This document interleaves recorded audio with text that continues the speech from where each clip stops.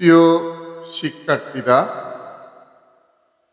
আজকে আমি তোমাদের সামনে এইচএস ফার্স্ট ইয়ারের MIL বেঙ্গলির মহেশ গল্পটি নিয়ে আলোচনা করব। যে গল্পটি রচনা করেছেন বিখ্যাত কথা সাহিত্যিক, উপন্যাসিক, গল্পকার শরৎচন্দ্র চট্টোপাধ্যায়। এই গল্পের বিষয়বস্তু নিয়ে আমি সংক্ষেপে তোমাদের সামনে আলোচনা করব। আশা করি তোমরা সেটা শুনবে এবং তোমাদের কাজে আসবে। তোমরা ভালোভাবে বোঝার চেষ্টা করবে। প্রত্যেক শিক্ষা প্রতিষ্ঠানের ছাত্রছাত্রীরা নিশ্চয়ই সেটা তোমাদের কাছে শিক্ষয়িত্রীরা পড়াবেন। তবে আমি তোমাদের উপকারের জন্য এই গল্পটার সারমর্মটুকু শুধু সংক্ষেপে আলোচনা করছি। শিক্ষার্থীরা, শরৎচন্দ্র এমন একজন কথা সাহিত্যিক যিনি তার গল্প কিংবা উপন্যাসে একেবারে বাস্তব সমাজের কথা অত্যন্ত নিখুঁতভাবে উপস্থাপন করেছেন। শরৎচন্দ্র কোনো অবস্থায় তার চরিত্রগুলোকে কল্পনার রঙিন পাখায় ভর দিয়ে তৈরি করেননি। তার চরিত্রগুলো, উপন্যাসের কিংবা গল্পের চরিত্রগুলো একেবারে পদাতিক ধুলামাটি। তিনি তার গল্প এবং উপন্যাসগুলো একেবারে বাস্তব সমাজকে কেন্দ্র করে বা অবলম্বন করে রচনা করেছেন।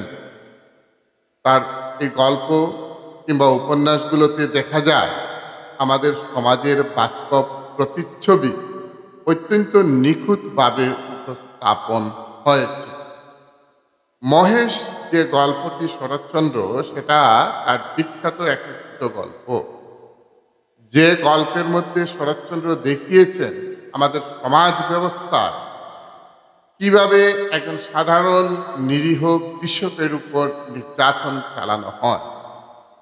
একমাত্র শরৎচন্দ্র বলেই এই গল্পটি তিনি লিখতে পেরেছেন এবং গল্পের বাস্তব প্রেক্ষাপটগুলো পাঠক সমাজের কাছে উপস্থাপন করতে সাহস করেছেন।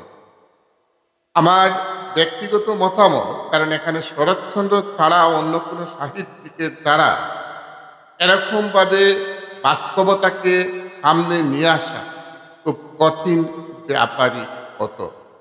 সেটা সম্ভব হয়েছে শরৎচন্দ্রের দ্বারাই, এবং তিনি একমাত্র লেখক যিনি কিনা বাস্তবতাকে খুব বেশি প্রাধান্য দিয়েছেন। শরৎচন্দ্রের সমসাময়িক কথা সাহিত্যিকরা যখন রবীন্দ্রনাথকে অনুসরণ করে তাদের সাহিত্য চর্চা চালিয়েছিলেন, তখন শরৎচন্দ্র ছিলেন তার ব্যতিক্রম।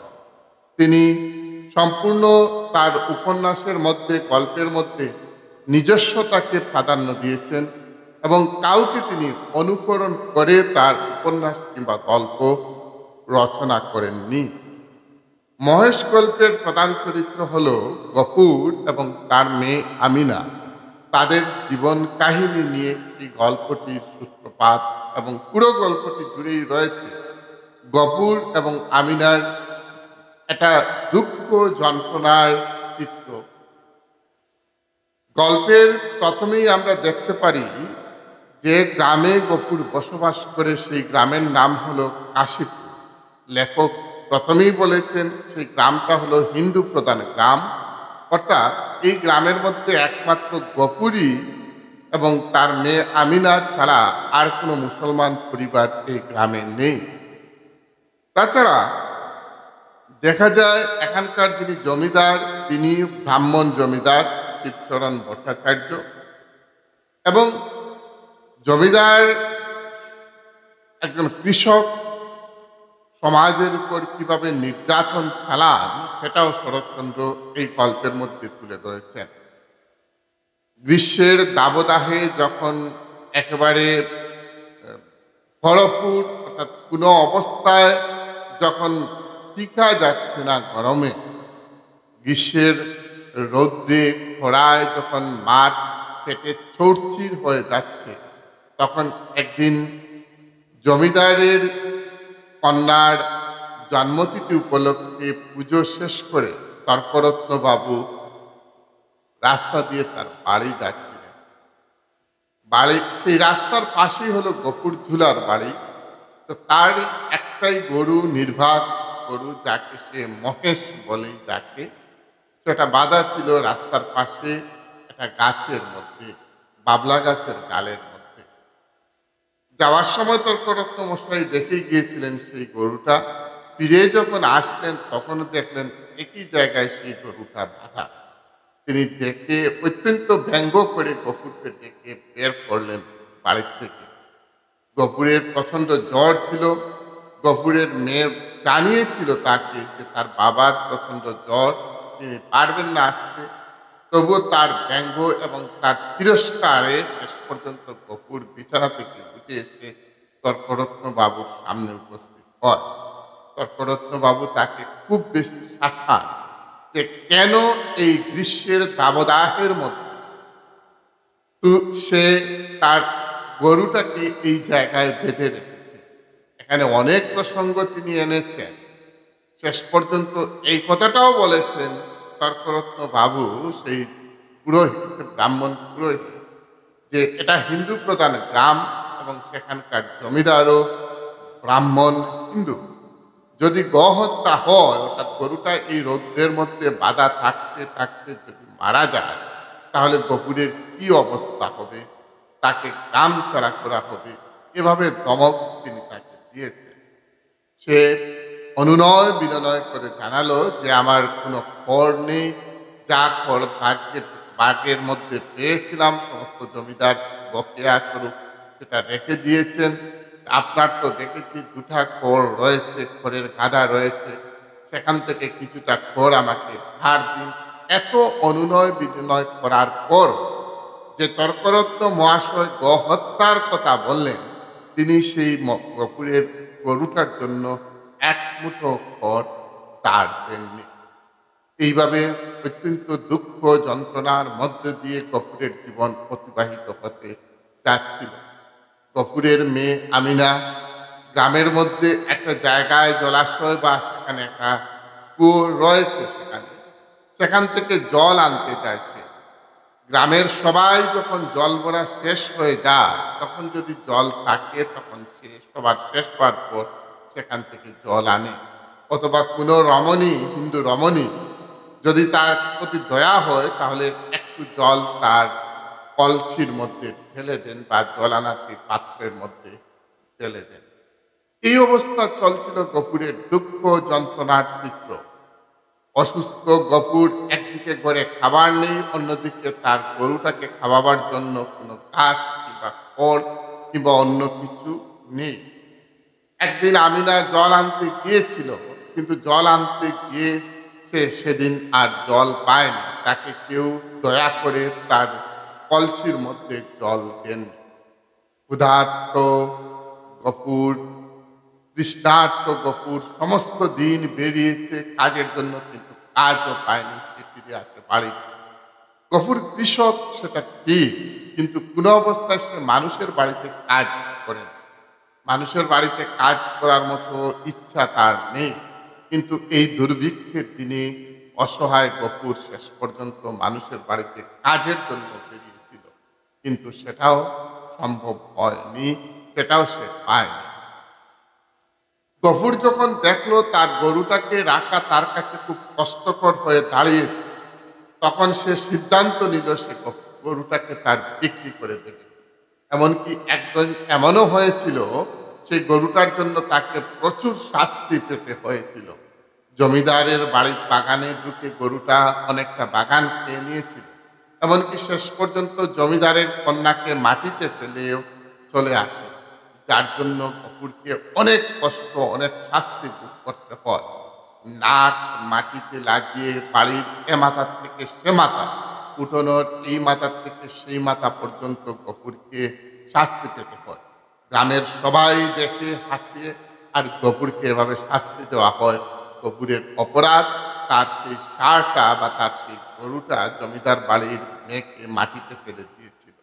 এই অপরাধের জন্য গফুরকে অনেক শাস্তি পেতে হয়েছিল। প্রচণ্ড অত্যাচার করা হয়েছিল গফুরকে সেই জমিদারের লোকজনরা দুদিন বাদেই এসে গফুরের উপর নির্যাতন চালায়। এই নির্যাতনগুলোর চিত্র একমাত্র শরৎচন্দ্রই বাস্তবভাবে তুলে ধরতে পেরেছিলেন বলেই আজ আমরা দেখতে পেরেছি যে কিভাবে গফুরকে সেই সময়ে নির্যাতন করা হয়েছে।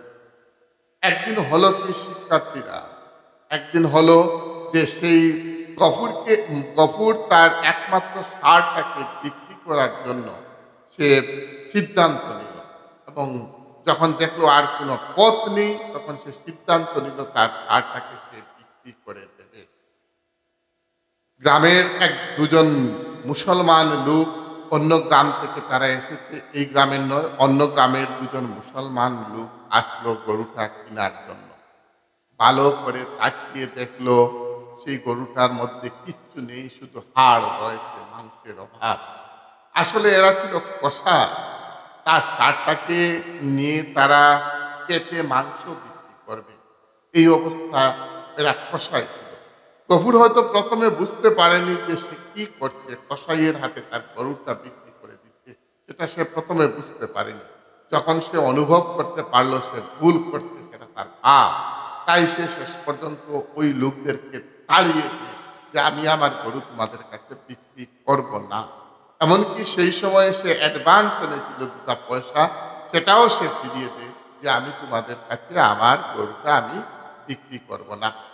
শেষ পর্যন্ত ওই লোকগুলো চলে যায়, কিন্তু ওই কথাটা জমিদারের কানে চলে যায় যে কেউ না কেউ এমনভাবে জমিদারের কানে সেটা পৌঁছে দেয় যে গফুর তার গরুটাকে, সেই মহেশটাকে বিক্রি করে দিতে চাইছে কসাইয়ের হাতে।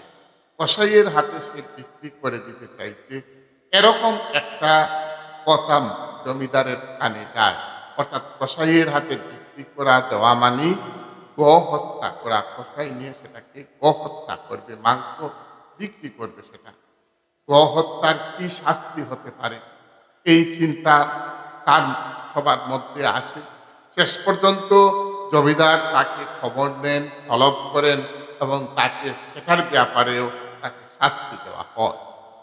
একদিন কি হলো শিক্ষার্থীরা, আমিনা জল, একেবারে ঘরের মধ্যে কোনো জল নেই, জলের অভাব রয়েছে, পানীয় জল, খাবারের জল। আমিনা জল আনতে গিয়েছিল, কিন্তু সেদিন সে এক ফুটাও জল পায়নি, শূন্য কলসিতে সে ফিরে এসেছে। তারপরেও এর মধ্যে ওই গফুর এসেছে কোথা থেকে, কোন জায়গা থেকে সে এসেছে, কাজের সন্ধানে গিয়েছিল, কাজ পায়নি। সমস্ত দিনের রৌদ্র তার মাথার উপর দিয়ে গিয়েছে, সমস্ত দিন সে কোনো কাজ পায়নি। এসে যখন জলের কথা বলল নিজের মেয়েকে, নিজের মেয়ে বলল যে জল নেই, তখন গফুর খুব রাগান্বিত হয়ে নিজের মেয়েকে অত্যন্ত বাজেভাবে বকাবকি করে। কিন্তু আমিনা সেটা বুঝে, 10 বছরের সেই মেয়ে, মামরা মেয়ে আমিনা বুঝে যে তার বাবা তাকে সেটা যে বকাবকি করতে অন্তর থেকে বকেননি, সেটা সে ভালোভাবেই বুঝে। আরেকদিন সেই গরুটা উঠানের মধ্যে বাঁধা ছিল, আমিনা কলসি নিয়ে জল আনতে গিয়েছে, জলও এনেছে, কিন্তু তৃষ্ণান্ত গরুটা আমিনাকে মাটিতে ফেলে সেই জল খেতে থাকে মাটির থেকে তুলে। গফুর সেটা আর সহ্য করতে পারে না, একটা লাঙ্গল সে মেরামত করতেছিল, সেই লাঙ্গলটা দিয়ে মহেশের মাথায় সজোরে আঘাত করে। গফুরের আঘাতে সেই গরুটা মারা যায়। আমিনা তখন বলে, বাবা তুমি কি করলে, আমাদের মহেশ যে মারা গেল। সমস্ত গ্রামে রটে গেল যে গফুর তার মহেশকে সে কি করেছে, তার গরুটাকে সে মেরেছে, অর্থাৎ গফুর হত্যা করেছে। গফুর ভালোভাবে জানে যে হত্যা করলে এই হিন্দু প্রধান গ্রামে তাকে কতটুকু শাস্তি ভোগ করতে হবে। সে আর কোনো পথ পেল না। রাত্রির অন্ধকারে যখন সবাই ঘুমিয়ে আছে, তখন তার মেয়েকে বলল, উঠ মা, আমরা এই গ্রাম ছেড়ে অন্যত্র চলে যাই। এবং সেই রাত্রির অন্ধকারে গফুর তার গ্রাম, কাশীপুর গ্রাম, তার ঘর, তার বাড়ি সব কিছু রেখে অন্যত্র চলে যায়। গল্প এখানেই শেষ। কি বুঝলে শিক্ষার্থীরা? এই গল্পের মধ্যে শরৎচন্দ্র দেখিয়ে দিলেন যে কিভাবে গফুর সমাজে নির্যাতিত হয়েছে, গফুরের উপর কতটুকু শাস্তি দেওয়া হয়েছে। জমিদারের লোক, জমিদারের পেয়াদা, জমিদারের পুরোহিত থেকে শুরু করে গ্রামের কেউ বাকি যায়নি গফুরকে শাস্তি দিতে, এবং শেষ পর্যন্ত তাদের শাস্তির ভয়ে গফুর এই নিজের গ্রাম, নিজের গড় সব কিছু ছেড়ে সে অন্যত্র চলে যায়। এই হলো আমাদের মহেশ গল্পের পুরো গল্পটার সারমর্ম। অনেক বড় গল্প। তোমাদের শ্রেণীকক্ষে যখন শিক্ষক শিক্ষয়িত্রীরা পড়াবেন নিশ্চয় ভালোভাবে তোমরা সেটা বুঝতে পারবে। আমার কথাগুলো শুনবে, খাতার মধ্যে নোট করবে। আশা করি তোমাদের উপকারে আসবে। তোমরা ভালোভাবে পড়াশোনা করে ভালো একটা রেজাল্ট অর্জন করো। আজ এই পর্যন্তই। ততক্ষণ তোমরা ভালো থাকো। জয় হিন্দ।